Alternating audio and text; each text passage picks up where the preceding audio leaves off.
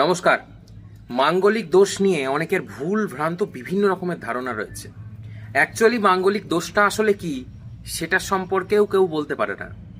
চতুর্থে মঙ্গল থাকলে, লগ্নভাবে মঙ্গল থাকলে, সপ্তমভাবে, অষ্টমভাবে, দ্বাদশভাবে মঙ্গল থাকলে কি কি সমস্যা হয়, একা মঙ্গলকে দিয়ে কি আমরা এত কিছু বিচার করতে পারি? আপনার চতুর্থে মঙ্গল, আপনার বন্ধুরও চতুর্থ মঙ্গল, কই আপনাদের মাঙ্গলিক নেচারগুলো তো এক হয় না?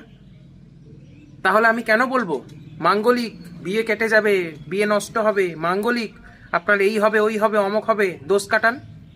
অ্যাকচুয়ালি একা মঙ্গল অত কিছু করতে পারে না যা যা বলে এখনকার অ্যাস্ট্রোলজাররা। কিছু কিছু অ্যাস্ট্রোলজার্স, সো কল্ড অ্যাস্ট্রোলজার্স, অনলাইনে এসে ইউটিউবে ভিডিও করে, ফেসবুকে ভিডিও করে ডেফিনেশনটা তো বলতে হবে। What is manglik? You have to be specific না? আমি যদি ভাষা জ্ঞান নিয়ে কথা বলি তাহলে কি করে হবে?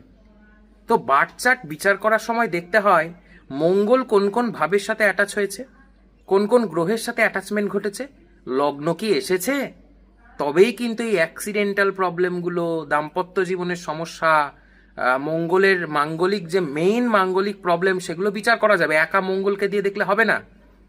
এবার কিভাবে বুঝবেন যে মঙ্গল কোন কোন ভাবের সাথে অ্যাটাচ হয়ে আছে, কোন কোন গ্রহের সাথে অ্যাটাচ হয়ে আছে? দৃষ্টি দিয়ে তো অ্যাটাচ হয়, সকলেই জানে। মঙ্গলের দৃষ্টি শনির উপর পড়েছে মানে শনি মঙ্গল একা একার হয়ে গেল, কিন্তু তা তো নয়। শুধুমাত্র দৃষ্টি নয়, নাক্ষত্রিক কানেকশনস রয়েছে, দৃষ্টি রয়েছে। দৃষ্টি আবার বৈদিক দৃষ্টি আলাদা, ওয়েস্টার্ন অ্যাসপেক্ট আলাদা। ওয়েস্টার্ন অ্যাসপেক্ট কি সে বিষয়ে জানতে গেলে পড়াশোনা করতে হবে। ওয়েস্টার্ন অ্যাসপেক্টেও কিন্তু দৃষ্টি হয় 30 degree, 60 degree, 90 degree, square aspect, 120 degree, 155 degree, এগুলো হয় ওয়েস্টার্ন অ্যাসপেক্টে। তো একা মঙ্গল কত জনের সাথে যুক্ত থাকে তার উপরে ডিপেন্ড করে যে মঙ্গল কিরকম ফল দেবে। চতুর্থে মঙ্গল মানে আপনার বিয়ে ভেঙে যাবে, বাড়িঘরে শান্তি পাবেন না, তা নয়। এই জিনিসগুলো বুঝতে হবে, সঠিকভাবে জন্মছক বিচার বিশ্লেষণ করতে হবে একজন দক্ষ অ্যাস্ট্রোলজারকে দিয়ে। রাধে রাধে।